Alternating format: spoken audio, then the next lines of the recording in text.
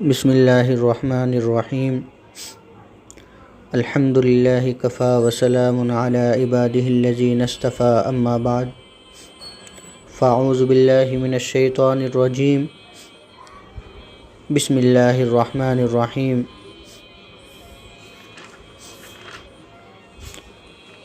وَأَذِّن فِي النَّاسِ بِالْحَجِّ يَأْتُوكَ رِجَالًا وَعَلَى كُلِّ ضَامِرٍ يَأْتِينَ مِنْ كُلِّ فَجٍّ عَمِيقٍ صدق اللہ العظیم۔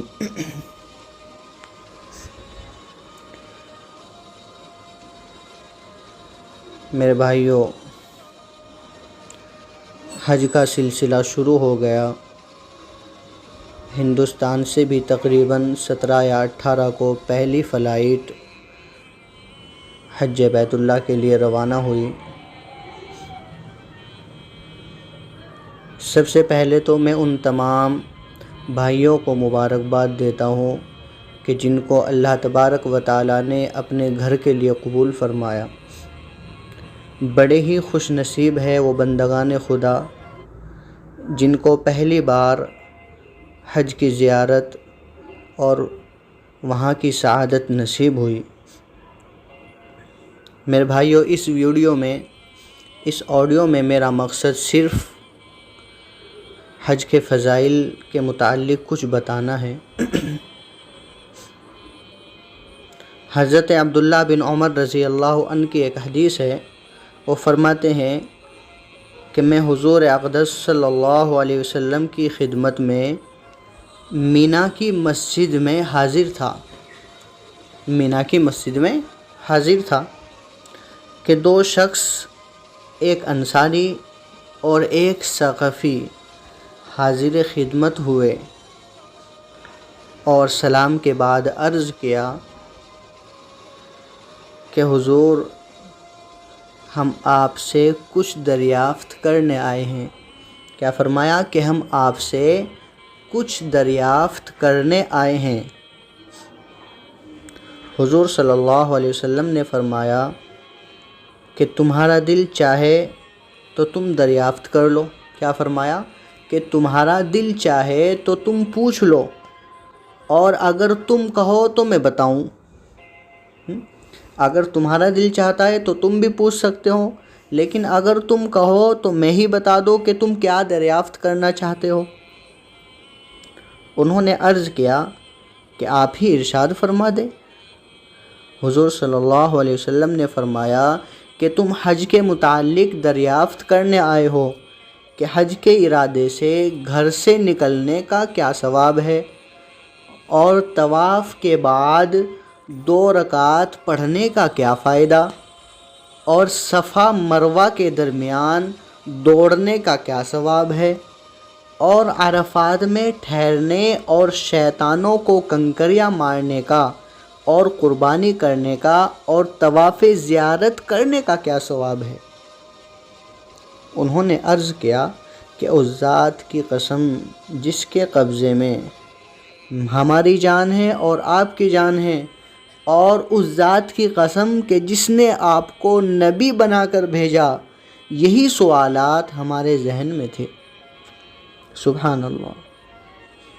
تو حضور صلی اللہ علیہ وسلم نے فرمایا کہ حج کا ارادہ کر کے گھر سے نکلنے کے بعد تمہاری سواری یا اونٹنی جو ایک قدم رکھتی ہے یا اٹھاتی ہے، وہ تمہارے اعمال میں ایک نیکی لکھی جاتی ہے۔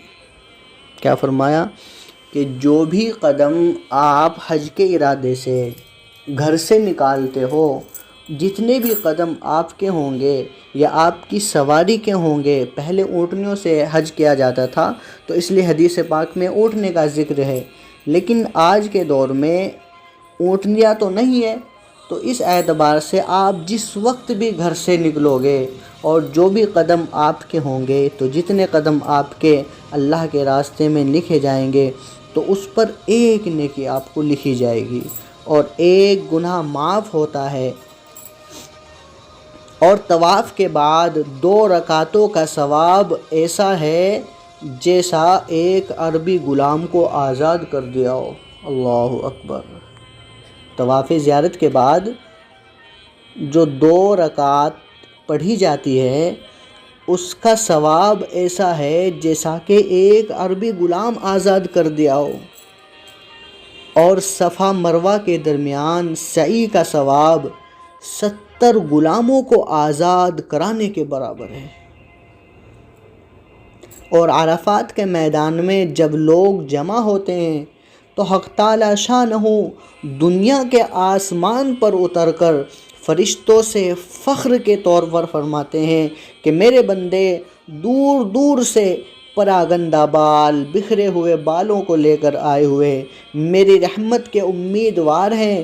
اگر تم لوگوں کے گناہ ریت کے ذروں کے برابر بھی ہوں، یا بارش کے قطروں کے برابر ہوں، یا سمندر کے جھاگوں کے برابر ہوں، تب بھی میں معاف کر دوں۔ اللہ تعالیٰ فرماتے ہیں میرے بندے جاؤ، بخشے بخشائے گھر چلے جاؤ، تمہارے گناہ معاف ہو گئے۔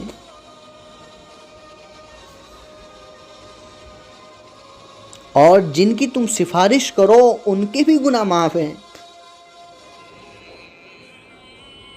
کتنا بڑا ثواب ہے عرفات کا۔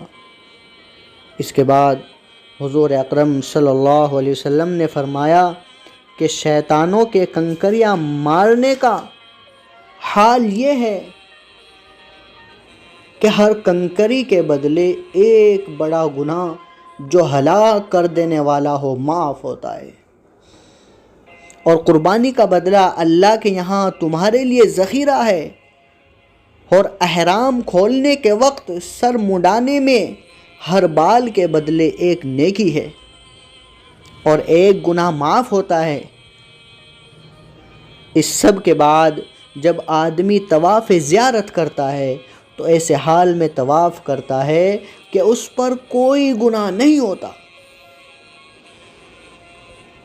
اور ایک فرشتہ مونڈھوں کے درمیان ہاتھ رکھ کر کہتا ہے کہ آئندہ از سر نو اعمال کر، آئندہ از سر نو اپنی زندگی شروع کر، تیرے پچھلے تمام گناہ معاف ہو چکے ہیں۔ تو میرے بھائیوں، اگر اللہ تبارک و تعالیٰ نے کسی کو وسعت دی اور طاقت دی تو وہ اسلام کے اس رکن کو بھی ادا کرے۔ یہ تمام گناہوں کو مٹانے کا ذریعہ ہے۔ انسان کی زندگی میں جتنے بھی گناہ ہوتے ہیں، چاہے وہ صغیرہ ہوں چاہے وہ کبیرہ ہوں، تو یہ ان تمام کو ختم کرنے والا ہے۔ اگر اللہ نے آپ کو طاقت دی اور آپ کو استطاعت دی تو اسلام کے اس رکن کو کبھی مت چھوڑے۔ اللہ تبارک و تعالی ہمیں بھی اپنے گھر کی زیارت نصیب فرمائے اور آپ سبھی کو بھی اپنے گھر کی زیارت نصیب فرمائے۔ آمین۔ وآخر دعوانا الحمدللہ رب العالمین۔